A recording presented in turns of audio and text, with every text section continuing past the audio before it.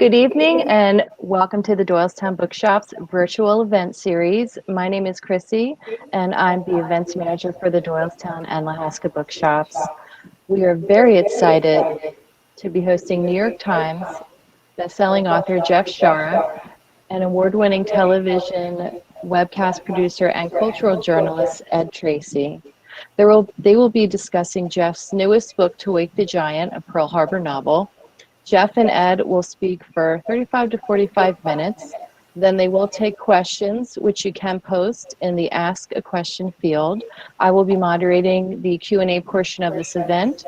If you would like to purchase a copy of To Wake the Giant from the Doylestown Bookshop, please click the To Buy a Book button on your screen. We do have copies of the book in stock at the store, and we're happy to ship it to you. If you live locally, we also have no contact curbside pickup available as an option. Now I'm going to turn things over to Jeff Shaara and Ed Tracy. Thanks, Chrissy. Thanks a lot, and thanks to the Doylestown Bookshop for hosting us tonight. The book is To Wake the Giant, and we have Jeff Shaara here. Just published last week. It's a terrific piece of work, and this program is being recorded the day after Memorial Day 2020. So we're in quarantine, and I hope you're doing fine, Jeff. I'm doing very well, thank you. Good. This book is a very serious topic, and it's beautifully researched. It's a terrific piece of work. You say in the foreword to the book that it became a very personal story for you, that it was too emotional to write and too compelling too consuming to stop. You want to talk about that a little bit? Well, first of all, when you're dealing with World War II, as we all know, the number of living veterans is decreasing at a rapid pace to the extent that it will not be very long when they're all gone. And in fact, when I started working on this and working with Dan Martinez, the chief historian out there at Pearl Harbor, who is just a magnificent human being and wonderfully helpful to me. I mean, he has done the interviews, videotaped interviews with some of these survivors, including civilians, and some of the people that play a direct role in this story. And one of the things, for example, one of the things that happened when I started researching To Wake the Giant, there were 6 survivors still remaining from the Arizona. Today, there are 2. And within, I don't know, a few weeks, a few months, there will be none. And that kind of thing, when you're telling their story, it really adds to the responsibility, I feel. First of all, get it right. Don't play games with this stuff. Tell the story the way it ought to be told. Tell the story the way they would want you to tell it. And, so that's sort of hanging with you, right here as you're writing the story. Going there, I mean, one of the things I've tried to do in almost every book I've written is walk the ground. Go there. Well, you go to Pearl Harbor, I talk about one of those places every American should visit, and maybe every Japanese should visit, and go out to the Arizona and stand there and look down as the black tears rise to the surface, the oil that's still coming up out of the hulk of the Arizona. That's emotional. I mean, and with the list down at the end of the monument, here's the 1,100 men who died, who are still there. I mean, they're under your feet. I mean, all of that whole process, it's incredibly emotional.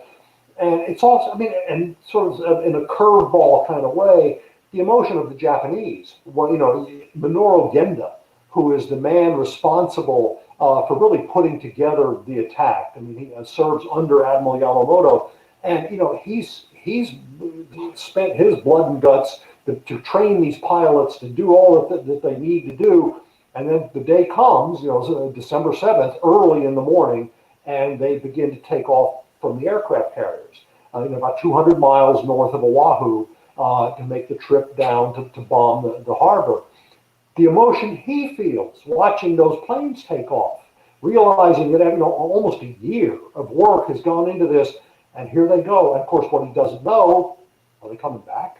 Are we never going to see them again? He has no idea what's going to happen at Pearl Harbor. So all of this combined, I mean, and I'm not going to go through every single character, but the point I think is well taken that this was an emotional story. It's an important story, as you said. And I really am proud of this book. Well, let's stay with Jenda for just a moment because there is a part of Jenda's conversation or his thoughts when they are almost found out on their way to their rendezvous point north of Pearl Harbor. And it's a beautiful piece of the book. Talk about what Jenda's thinking about at that moment. Well, I assume you're talking about when they suddenly, here's the Japanese fleet. There's 33 ships, and they're sailing along, and they got all the different aircraft carriers and stuff. All of a sudden, and they've taken a route way to the north, away from the shipping lanes, away from where any of the passenger ships would go, because they stay to the south. The weather's nicer for one thing, and the water's calmer. They decide to go to the north, and they suddenly run into a ship, and like they pick up here comes a ship coming the other way. Well, they completely go, they freak. They're like, who's up here? And what's he going to do? I mean, has he got a radio? Is he an American ship? So there's this general panic, and they've got a cruiser out there close to him, and they figure, the order goes to the cruiser, sink the ship. If you think for a minute there's a problem, sink it. Just put him under. And they come back, and everybody's breathing a deep sigh of relief because it's a Russian, freighter, totally harmless. The Russian ship just makes points to get out of the way. They don't know what's going on. They don't want to know, and so they just pass by, and that's the end of the challenge, really. But of course, it's, to people like Yenda and the others on the ship, there's this enormous sigh of relief, and they sort of laugh a little bit, like, "Good grief!" This is how much fear we've got going into this because so many things can go wrong, and at the end of the day, they don't go wrong. So they have been looking over this, or planning their attack, and they had a lot of considerations of Pearl Harbor. There were many unknowns, and obviously the big one was the surprise of the attack. Let's keep the surprise. Let's not let it out. But what were some of the other things other information that they were trying to find out about this area, and how did you use that information to get inside the characters who are there in your book? Well, there are two big ones. The one is, first of all, are there aircraft carriers? And the Japanese have a spy, and this is fairly well known. I mean, it was not well known to the Americans, but it was fairly well known. It's well known now that this spy on the island of Oahu, and he's just playing Japanese tourist, and he's dressing up in the gaudiest Hawaiian shirts he can find, and he's having a car, taxi cab, drive him all over the place, and he can go up on the hillside and look out, and look, there's all the ships. He can count them, and he's making notes on them all because it's all right there. I mean, there's nowhere the Navy can go to hide. And so you've got that going on, but one of the most important things this guy is trying to figure out, he's been told, what about the aircraft carriers? I mean, we know now, in hindsight, Pearl Harbor is mostly about battleships. But in fact, what the Japanese really want to find out is, where are the aircraft carriers? Because there's three of them. And one is what they don't know. One's heading back toward the West Coast, toward San Francisco, Saratoga, to get refit and repaired. The other two are out there and actually at sea, doing their own thing, and hundreds of miles from Pearl Harbor. Well, that's a bitter disappointment to the Japanese, because when they go in, to the night before, when the spy makes his final report, there are no carriers. So, okay, well, we're just going to have to go after the battleships. The other biggie is, and this is something very well known, and that's the geography. Pearl Harbor, the harbor, is about 40 feet deep. The battleships take about 25 feet, draft or something, so there's no problem there. But for the Japanese, they understand that torpedoes launched from a torpedo bomber when they hit the water, they go down, and they go way down and then come back up to level out. If they go down well below the 40 feet, they're going to go right in the mud. They're just going to sink straight down into the bottom of the harbor. Well, in fact, that's, they do tests. A torpedo needs 80 feet. Oh, this isn't going to work. We got a real problem here because the torpedo is the finest weapon the Japanese have. It's not just the bombs; it's the torpedo. The torpedo bombers that come in at low level, barely off the water, and drop their fish, and go into the battleships that way. And it's not going to work. The torpedoes need too much water. Well, the Japanese figure out a way, and they employ sort of the corporate minds in Japan to come up with something that will make a torpedo stay shallow. They do. There's one in the museum actually at Pearl Harbor. It looks like a wooden crate. As simple as that. They fit it on the fins of the torpedo. When this thing hits the water, this wooden crate breaks its fall and slows it down so it doesn't have to go as deep. That right there, that simple invention, allows the Japanese attack to succeed. The aircraft carriers that were not there was a real opportunity for us on top of the tragedy that happened with the rest of the fleet. You talk in the book, and there's generally a feeling that there's no one, there's enough blame to go around everywhere for this attack. Not the fact that we didn't know what was happening, and the parallel stories that you created here, the characters, and I want to just kind of touch over the top of them. There's a political story at the Roosevelt level, the interaction of his administration. There's the intrigue and the spy espionage part of the story, which is really a story underneath all of this. And there's the diplomacy of Japan and America, what we were all talking about, but really had no purpose at all. And then the personal story, the day-to-day, the Tommy Biggs story that leads us through what this whole attack was like from the eyes of the people on the ship.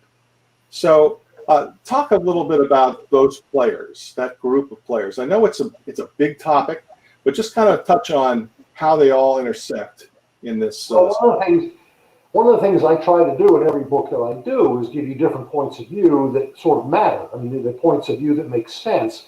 In this case, you've got the voice. Cordell Hull, Secretary of State under FDR, is in Washington. He's dealing with the Japanese ambassador Nomura, and that conversation going back and forth over a period of months. But I chose Hull because he's right smack in the middle. He's in the middle between Nomura, the Japanese. He's also with Roosevelt. He's also with Henry Stimson, the Secretary of War, and a whole bunch of other people. So he's sort of at the focal point in Washington for where a lot of things sort of swirl around him. The character that on Oahu or in Hawaii, you've got a couple different people because, as you say, you've got the spy, and we've already talked about him. But then you've also got Joe Rochefort, and Joe Rochefort is the man who he's in code. He's a code breaker. His job is to break the Japanese code and figure out what they're saying to each other, and it's driving them crazy because they can't do it. Now, I have to pause right here and deal with a problem I'm going to have with this book and a lot of conspiracy theorists. I have had people say to me, well, we knew everything the Japanese were saying. We knew exactly what they were talking about because we had broken their magic code. That's exactly right. The magic code was the diplomatic code.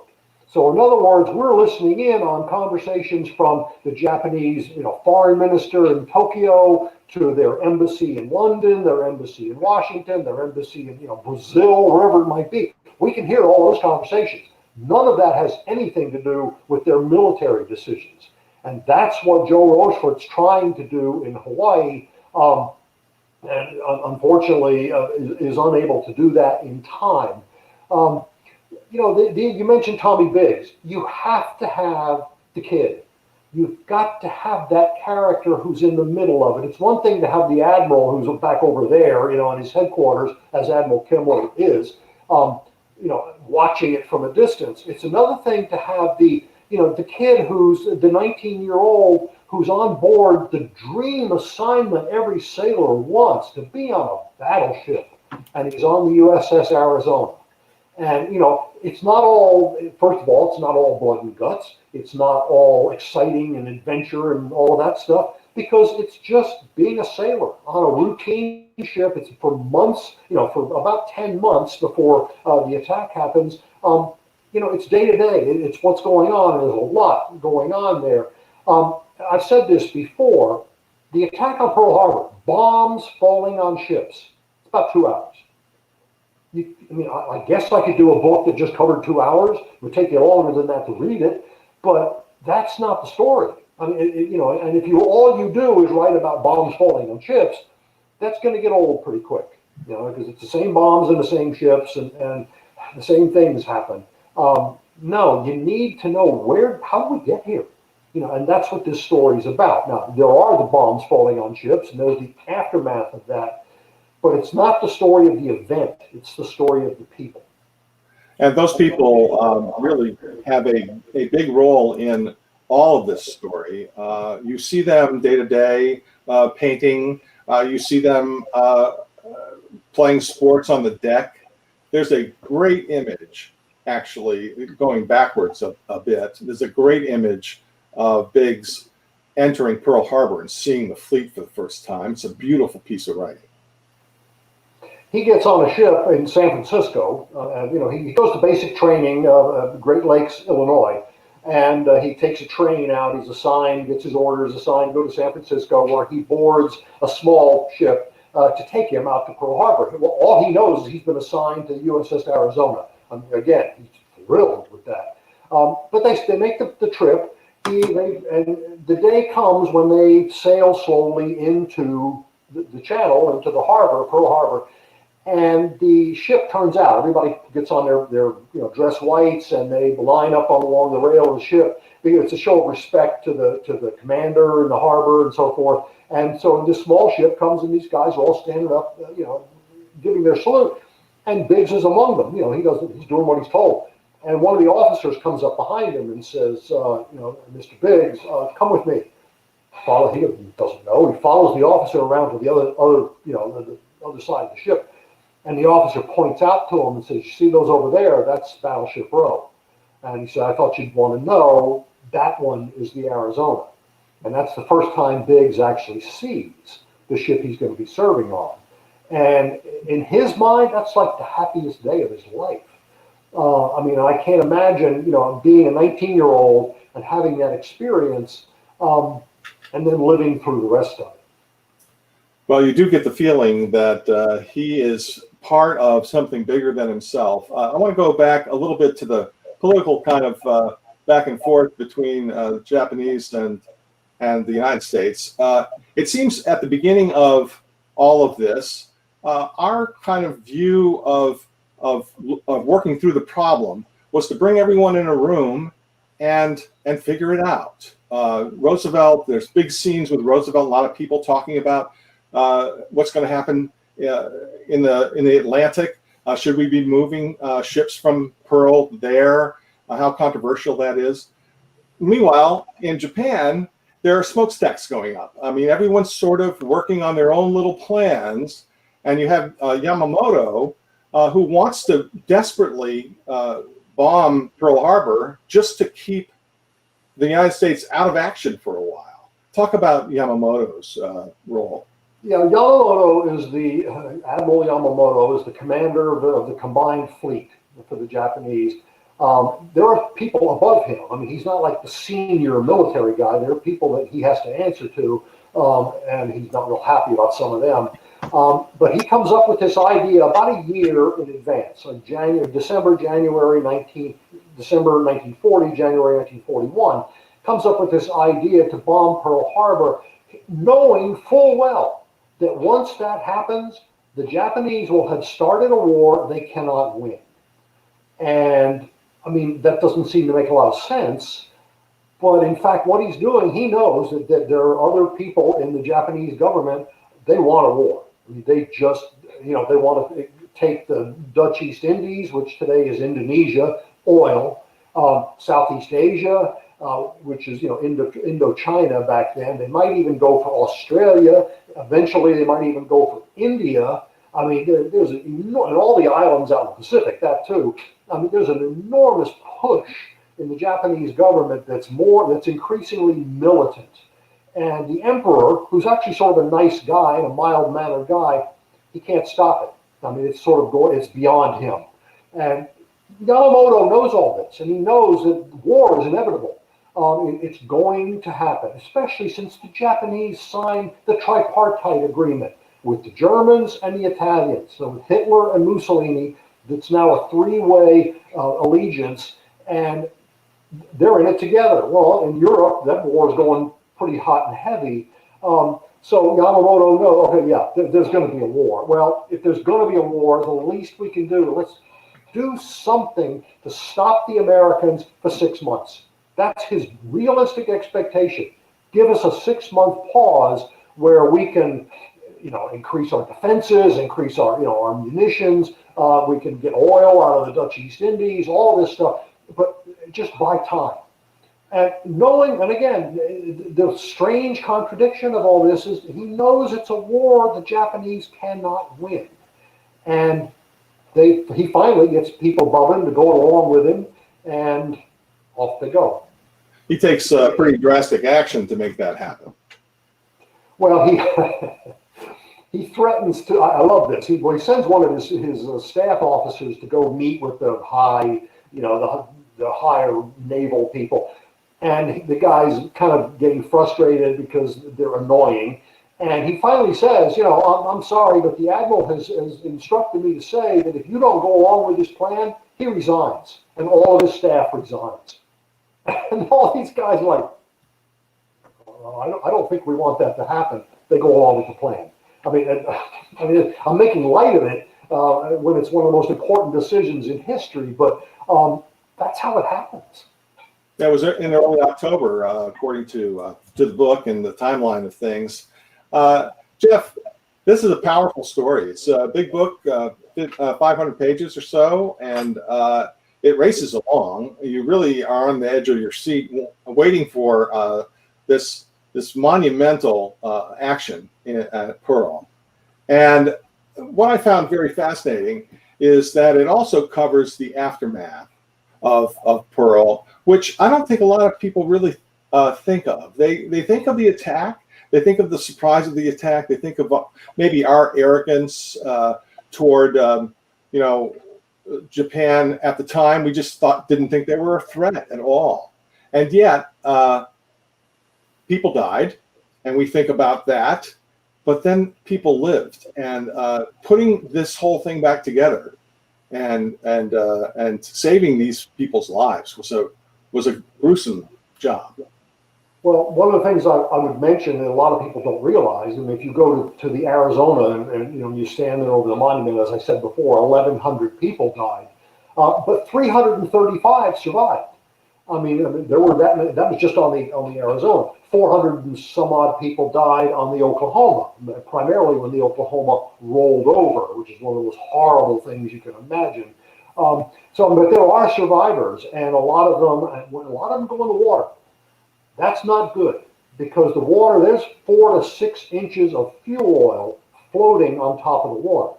And guys drown in that, they're burned by, it's horrific. I'm not going to go into all details on that, but Tommy Biggs goes in the water, and what he does and what happens to him and who he runs into, that's all a big part of this story. But then the other part is when they get to the hospital. I mean, there are hospitals set up immediately, makeshift hospitals all over the place because of the number of wounded. And the nurses and doctors who are called upon to do the job, it's a little bit reminiscent of today. The first responders, what they're doing, and it's an incredible story. And as Biggs, you learn what a burn ward is, and they don't just put the burn patients with everybody else. They put them by themselves, and there are a couple really good reasons for that. I won't go into that here, but yes, the story. When you're talking, the story is not just guys dying; it's survivors, and what their story is after the fact. What part of this story, what part of all of this surprised you when you were in the middle of it? I know it all seems so complex. There's so much here. But what part of what really surprised you? Well, I mean, there are a number of things. First of all, Yamamoto surprised me. I knew very little about, Admiral Yamamoto, and to realize, first of all, Yamamoto loves the United States. He had been to the United States for a while in the 1920s, and he went to Detroit and looked at the factories. He loved football. He went to, in fact, a Northwestern Iowa football game. And he went to Texas and saw the oil well. That's why he comes to the conclusion that Japan cannot win a war. He's seen it. He's seen what the United States has to offer. Well, that was news to me. So I mean, that was a very interesting part of this. Knowing the spy we talked about already on Oahu, that was an interesting surprise. Tommy Biggs, the character of what it's like. I had to learn. I've never been in the Navy. I had to learn the day-to-day, what it's like. Because, boy, if I get something wrong on a ship, whether it's routine or whether it's a description of something, there are a whole lot of sailors out there going to let me know about it.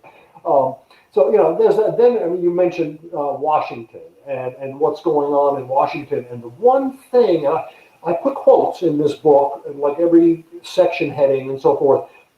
These are real quotes from real people. And the theme through most of them is racism. What we thought of the Japanese was tied so much to that racist sort of attitude. I just was watching TV the other day and they were talking about a Bugs Bunny cartoon. There's a Bugs Bunny cartoon where there's a Japanese, I don't know when the cartoon was made, 1940 or something. There's a Japanese soldier hiding from Bugs. And of course, you see the soldier, and he's got big buck teeth and giant thick glasses like this. That's that's the take that we have on who the Japanese are. Some of these quotes, people are going to think I made them up. I didn't. It's astonishing how we were so dismissive.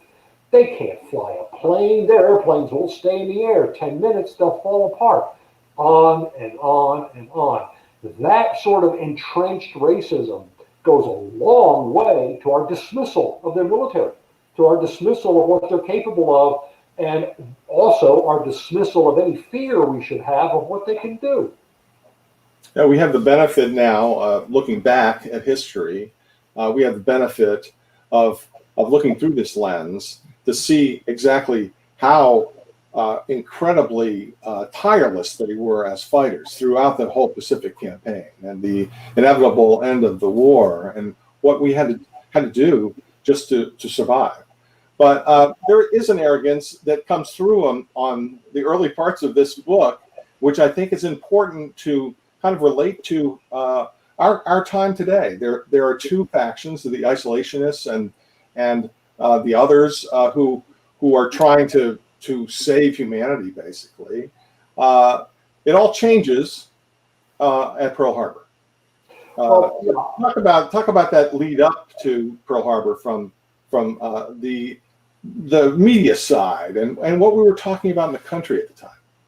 Well, the assumption, it's easy to make in hindsight, was that FDR was beloved by everybody. That's not the case.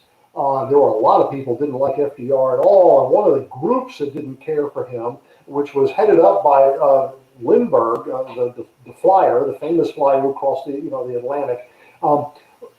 They were staunch isolationists. Europe's problem is Europe's problem. And, Hitler, takes France. Well, that's France's problem. And they were dead set against, and a big part of the Congress was right there with them, that they were dead set against the United States involvement in anything outside of our borders. And that's one of the things that FDR was up against is he's having to push against that. The deal that Roosevelt makes with Churchill to try to save England, the German U-boats are sinking everything in the North Atlantic. The British are in serious trouble. And, so Roosevelt makes an agreement, the Lend-Lease agreement. People go crazy over this. Like, we're inviting, we're going to get in a war now and blah, blah, blah. But that attitude is very strong. And of course, after December 7th, no more attitude. Well, it is certainly one of the turning points of the 20th century in terms of our ability to understand that that we were thrust into this by this attack, and of course, looking back at it now, everything that happened and the way that we used our forces and used our might. Which is a good lead into the next book in this series, which occurs pretty much 6 months to the day after the attack on Pearl Harbor. You want to talk about that a little bit? Yeah, I mean, it's a logical sequel and a very, from my point of view as a storyteller, a very convenient sequel. And we're talking about Midway. And we're talking about some things that happened leading up to the Battle of Midway that happened directly as a result of the guy I mentioned earlier, Joe Rochefort. Joe Rochefort, he's working day and night in what they literally call the dungeon, his underground offices with no windows. These poor guys working with him.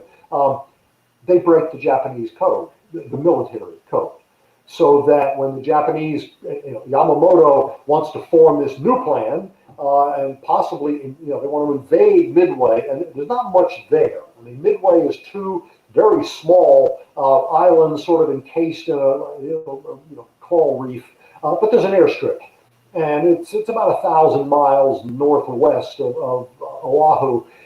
But we find out what the Japanese are going to do. And I mean, what they're trying to do is lure us out of Hawaii up toward Midway, where then they can strike us with this, because they have a massive fleet, a massive navy, way outclassing ours, and a massive number of airplanes that way outclass ours and their pilots. So I mean, they've got everything going for them, except we figure out what they're going to do, so we know it in advance. The aircraft carriers that the Japanese missed at Pearl Harbor come back to haunt them, and Yamamoto knows that as much as anybody. That was their biggest failure, is they did not sink the American carriers. Now it's the shoes on the other foot, and I'm in the middle of working on that right now. So I don't want to talk about it too much because I'm not even sure who all the characters are going to be. I know a couple of them, but that story changes the war, and that's not hyperbole. I mean, that story changes history, and I'm excited to get into that. Well, I've done a lot of these talks over the years, and I've asked a lot of authors to put an Ed in one of their books, and I'm happy to say that Ed Wakeman's in this one. Oh, there'll be. Now that you've said that, I'll find all kinds of Eds. So we're going to turn over to questions at this point. We're with the Doylestown Bookshop, and we're here with Jeff Shaara. The new book is To Wake the Giant, a novel of Pearl Harbor. And I guess there's some questions. I'm going to turn it over now to Chrissy. There sure are. The first question, not related to this book, but have you thought about visiting the Western battles of the American Revolution and the story of George Rogers Clark? Yeah, that's been suggested. The problem I have with those kinds of things is my publisher. Because, I mean, I did a 2-book set on the American Revolution, and at the end of that, I was going to keep going and do something like the Constitutional Convention or the Whiskey Rebellion and all of that, and they shot it down. They said, no, it's not epic enough. It'll be anticlimactic. I don't necessarily agree with all that, but it's the same argument I'm having about the War of 1812. I would love to do that. It's a 3-part story. I mean, it's the Niagara, it's Washington, Baltimore, and it's Battle of New Orleans. But I'm running into the same resistance there. So it really has as much to do with what I want to do as what they want me to do. And that may sound strange, but it's sort of the world I live in, is that the publisher does have a lot of input into what they want me to write. How was the research during the COVID crisis? How are you conducting research for your new books? I'm very happy to say, and I'm very spoiled, it really doesn't affect me much at all other than travel. Now I know, first of all, going to Midway, you can't. It's owned by the Navy, and they no visitors. I mean, it's so I don't know who knows what's going on out there, but it's not like Oahu. It's not a place that just anybody can take a cruise ship. Um, but beyond that, I mean, the books I've already got a huge library of stuff. And Dan Martinez, again, the historian at Pearl Harbor, has helped me with that list, and I've gotten them. So most of the stuff I get online, and it's here. So I'm just working away. We had a comment in the chat window from Peter Quigley. Jeff, did you handle the idea that Roosevelt had launched a conflict with Japan and this attack sorted out by the politics of going to war with the Axis for him? I'm not sure the way that's phrased, but I can say that Roosevelt did not start the war. Roosevelt did not plot to start the war. I mean, I know this flies right smack in the face. There's one prominent historian who wrote a book about this stuff who calls the whole thing as Roosevelt got together with Emperor Hirohito and they planned this whole thing. This is a guy who's got a good reputation as a historian, and he's wrong. And the only reason I can think a guy would write a book like that is it sells books. But I mean, it's outrageous, the accusations. I went through, I mean, I have Cordell Hull's 2,000-page memoir. I have Henry Stimson, the Secretary of War. I have, his diary. None of this is true. Roosevelt was caught off guard as the rest of them, and this was not a plan. The idea of cutting off, and this is one of the things that's been floated, is the idea of cutting off the oil, which we do to Japan, and we embargo, the Japanese on shipping and all kinds of stuff that we normally had been selling them. That we, that by doing that, we knew we were going to start a war. No, we didn't. By doing that, we were trying to convince the Japanese to pull out of China, and because they were, deeply in a war with Chiang Kai-shek, who was supposed to be our ally. And then, back off out of French Indochina, back off out of the Dutch East Indies, or we're going to cut off all your supplies. That's what the embargo was all about. It wasn't, gee, if we cut off their oil, maybe they'll start shooting at us. No, nobody wanted that. Okay. How is researching and writing about Japanese characters different than the characters you've researched and written about in your previous books? Well, I've done so. I mean, this is the second time I've had Japanese characters. I did a book called The Final Storm about Okinawa and the dropping of the bomb, and I had a memoir of somebody who's there, right in the middle of it. Well, I have the same thing here. I mean, first of all, I have a marvelous book on Yamamoto, and then I have a couple of others of, a destroyer captain, Japanese destroyer captain, Japanese submarine captain. That stuff is gold to me. And, I have to get. It's not just a matter of knowing the story, it's knowing what kind of people they are, what their culture is like. When I present them to you, when I'm writing a chapter from Yamamoto's point of view, I can't have you get confused that, oh, wait a minute, is this Washington? Is this, Cordell Hull? Who is? There has to be that voice that's so distinctly different from the other voices in the story. So I had done that already one time, and fortunately also, the other thing I'll say is a lot of this material is translated. Didn't used to be, but a lot of it now is available in English. So I don't speak Japanese, so that was an enormous help. Okay. And this is not a political question, but are there similarities between Pearl Harbor and Truk Lagoon? Truk, I'm sorry. Truk Lagoon. In Truk Lagoon, we win. I mean, we sink every ship, and Truk. I'm not belittling this question. I don't know enough of the details about what happens at Truk, except if you go there today, it's a fabulous place to be a scuba diver because all the Japanese ships are on the bottom of the harbor. I mean, it's a really cool place to see. Beyond that, I'm not qualified to speak on how that relates to Pearl Harbor. Certainly, we caught the Japanese with their pants down and sent an awful lot of ships to the bottom. Well, they kind of did that at Pearl Harbor. Okay. And we can take some more questions if anyone would like to ask them in the chat box on the side of your screen or in the Ask a Question field for us.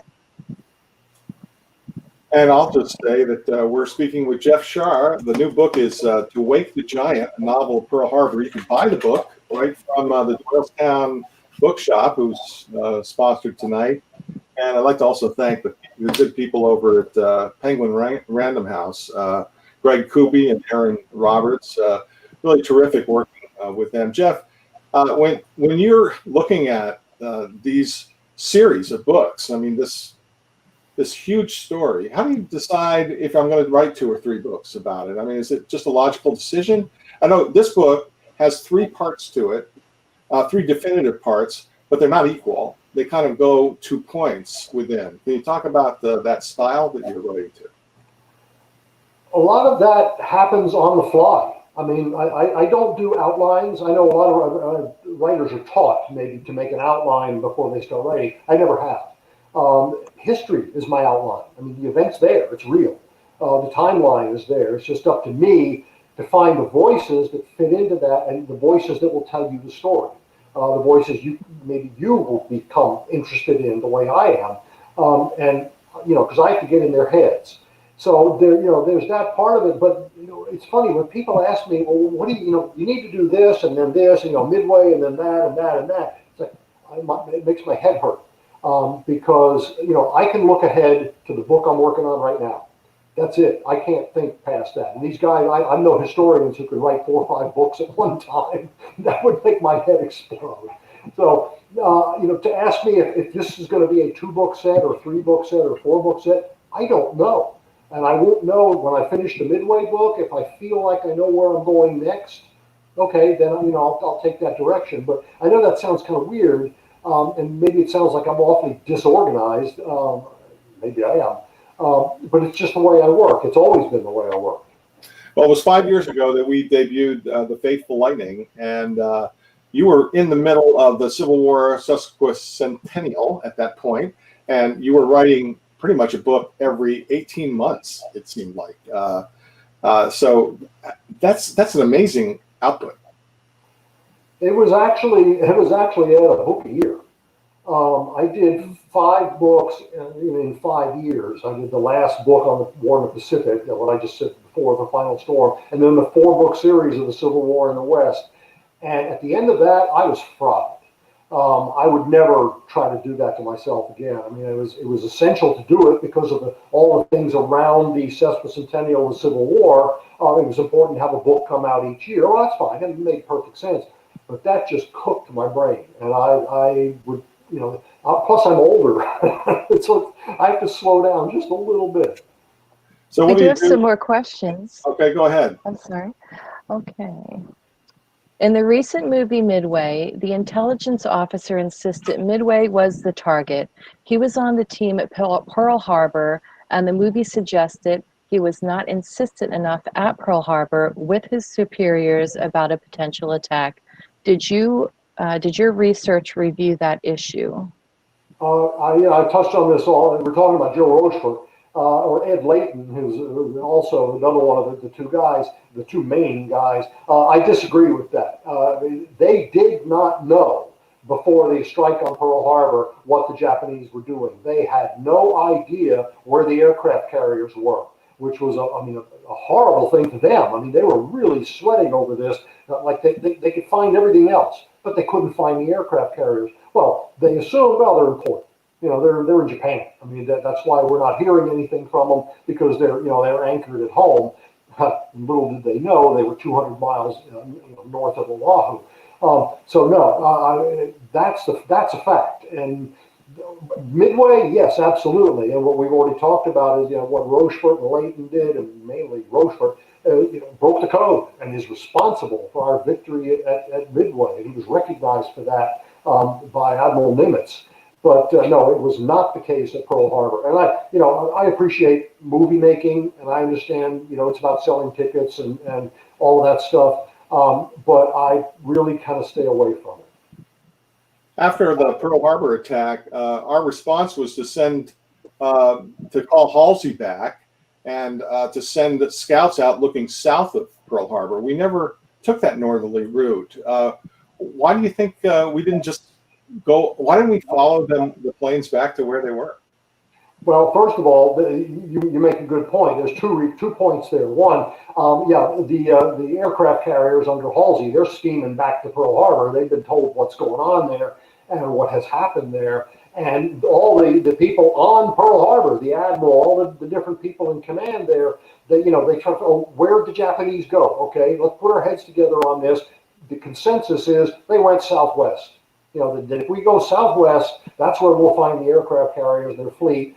So that's what they do. They round up all the planes and off they go. The Japanese are to the north. Now, the other part of that is at the Opana radar station on the north side of, and this is a little piece in the book, one chapter in the book. This is all word for word true. But the Opana radar station, these two guys, poor young soldiers, sitting there looking at this green oscilloscope screen, the new technology of radar. They have no idea what they're going to see. Here comes this giant thing on the screen, and they don't know what it is. And they've never seen that before. And, well, it's not birds; it's too big. They call it in to the outpost back in Honolulu at the military base, and the guy says, don't worry about it. Well, that's one of the great tragedies of Pearl Harbor. Now, my point is, though, when the Japanese leave, they fly back out over the Opana radar station. These guys, they can see the planes going over.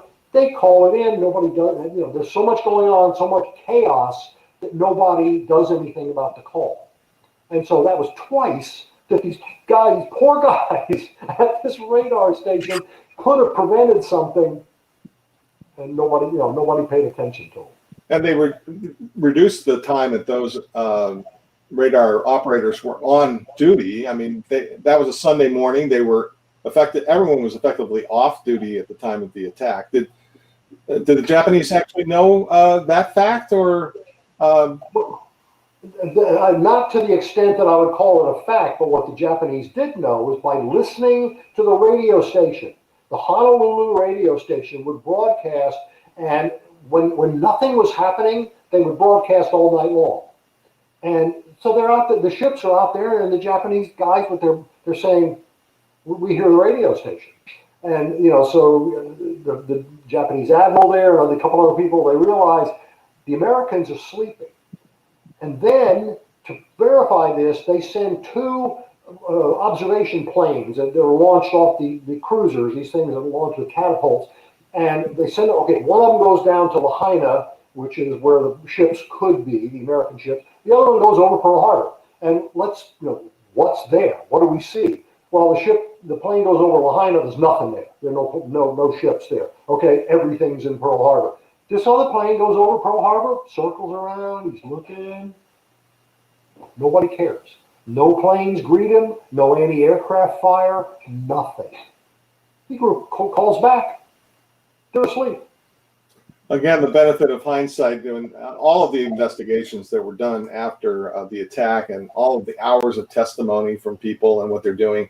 One of the interesting facts, which I guess I lost in my Pearl Harbor moments of history, was the grid map of Pearl Harbor that was requested. They actually had that information in the magic codes and they basically dismissed it. That seems like a real outright aha moment that someone's out there looking at what's in the harbor. Yeah, I'll illustrate that. So we pick up from the Japanese diplomatic codes. The diplomatic code goes, message goes from Tokyo to Oahu, to the Japanese consulate in Oahu. And the message is for this guy, the spy, because we don't know he's a spy, but for this particular, member of the consulate, to go out in the countryside and prepare a map, basically like a checkerboard, and impose that over Pearl Harbor, over that whole area. So there's grids, going both directions, and and then make note of what ships there are and where they are and what sizes and so forth. We intercept this. We get and nobody does anything. I mean, if I sound dumbfounded, I mean, imagine how the Navy and the Army felt, the president felt, at the middle of December after this had already happened. Well, we had all this stuff, but nobody paid any attention. Someone said, "Oh, it was just a Japanese attention to detail." That's a quote. Well, yeah, it was a Japanese attention to detail. Um, I mean, I have to say, Ed, when you start talking about surely, I mean, there had to be something evil going on here in the U.S. government.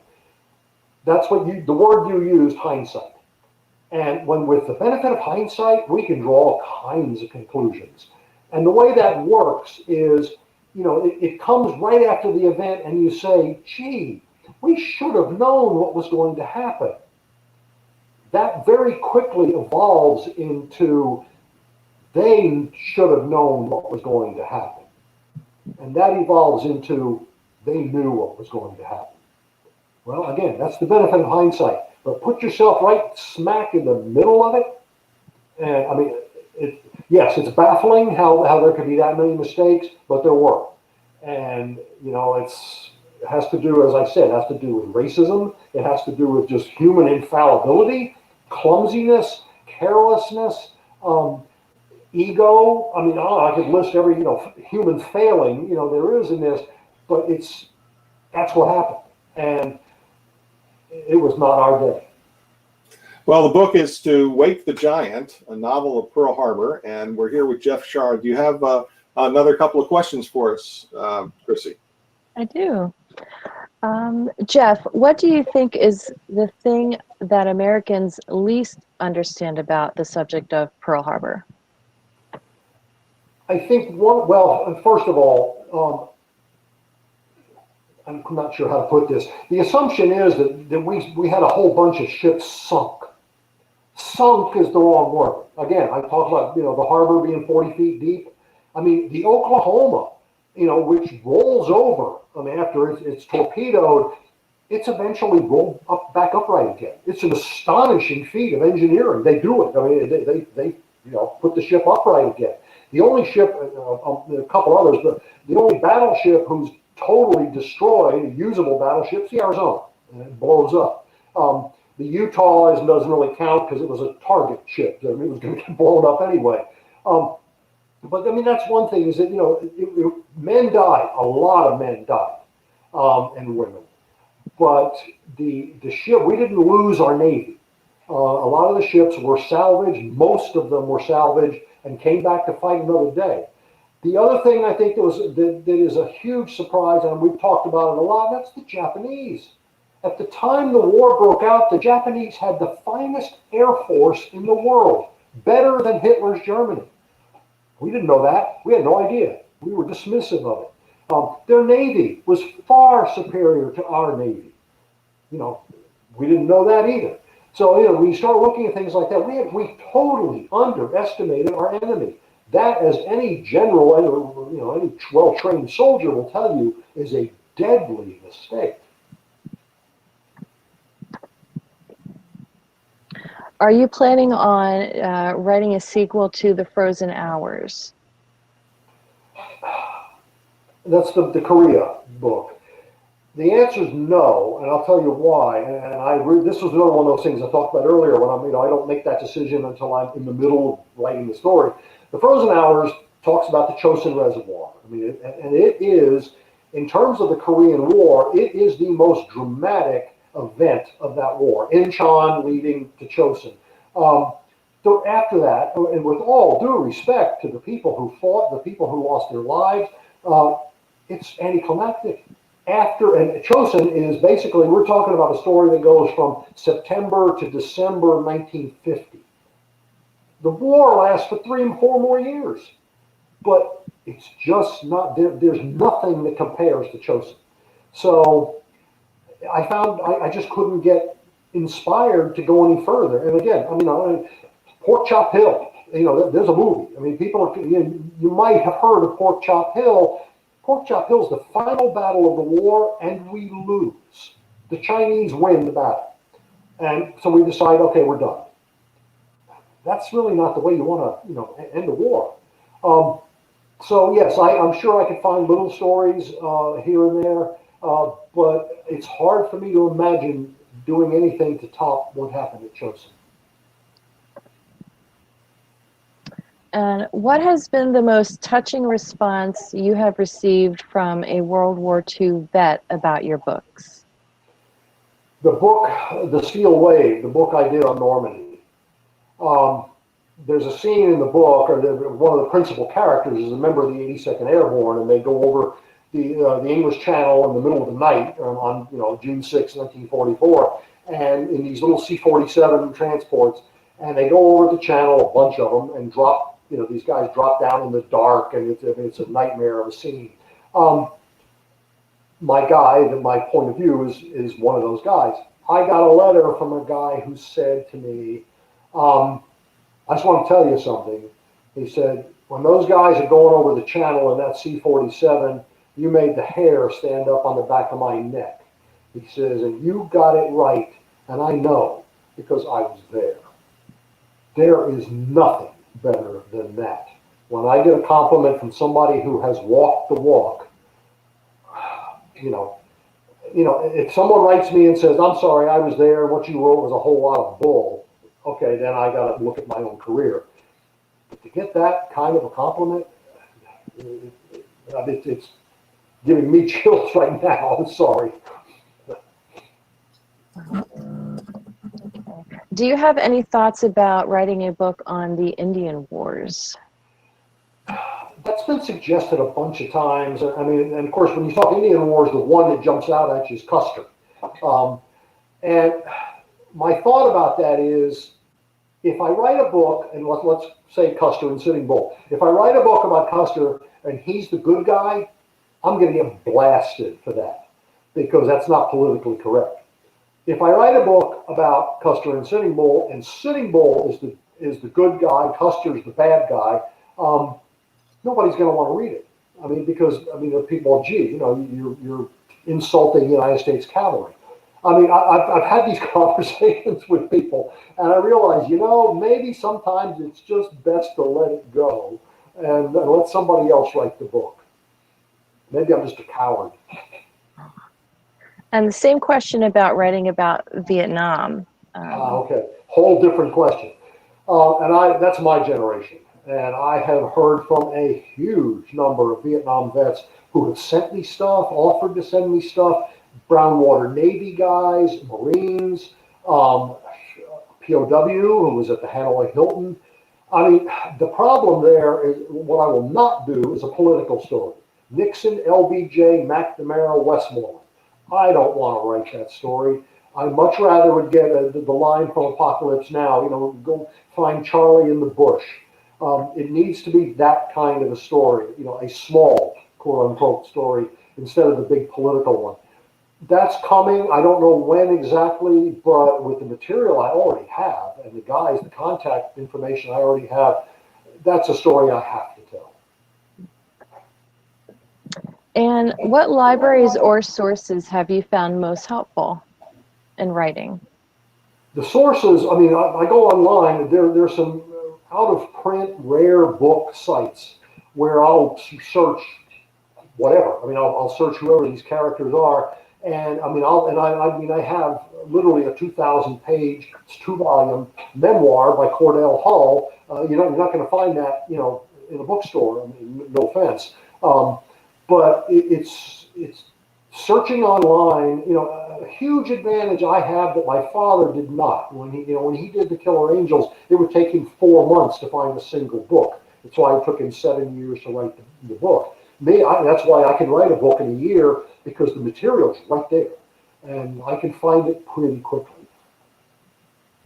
I'd like to just add that you can write a book in a year because you have a gift for dialogue and you have a gift for storytelling. It's pretty extraordinary what you have done in the 16 novels that you've written. It's great to really watch it all happen, Jeff. You unfold these amazing stories, you create these characters, you keep us glued to the book.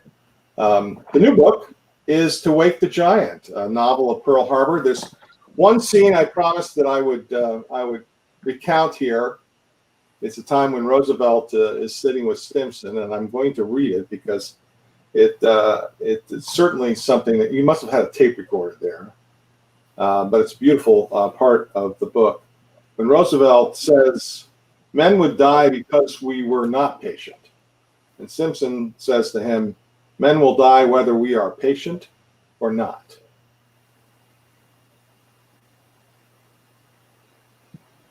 Terrific. Thank you. And I think that we're at the end of the program. Chrissy, are you there? I am. Sorry about that. We have a nice, Okay. nice piece of black in the middle here, but I'd like to thank you for hosting tonight. And Jeff, thank you for being here, for talking about your book, your new book, To Wake the Giant, a novel of Pearl Harbor, which you can get from the Doylestown Bookshop through the link that's at the bottom of this program on the screen. And we're looking forward to more. Well, thank you so much for joining us, both of you. Thank you very much. Thank you.